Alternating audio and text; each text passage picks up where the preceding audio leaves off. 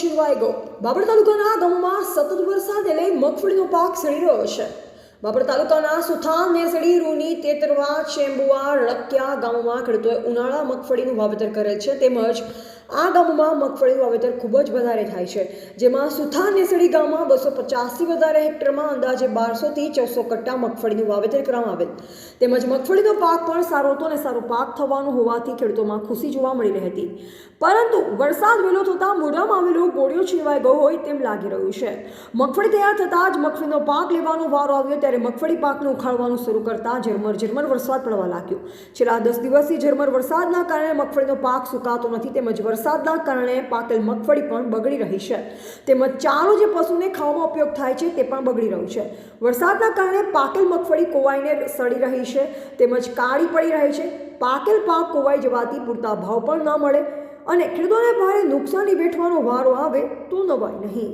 એવા ગોપાલ કે પૂજારા, ભાભર, બનાસકાંઠા। લુંબાજી ગામ સુથાન, નેસડી, તાલુકો ભાભર, જિલ્લો બનાસકાંઠા। અત્યારે મેં મગફળીનું 15થી 20 વીઘાનું વાવેતર કરેલું છે। એની અંદર સતત છેલ્લા 10 દિવસથી ઝરમર વરસાદ વરસી રહ્યો છે અને મોટું નુકસાન છે, બરાબર। અંદાજે 7 લાખની મગફળીનું અંદાજ હતું, પણ અત્યારે 1.5 લાખની મગફળી નીકળે એવો છે।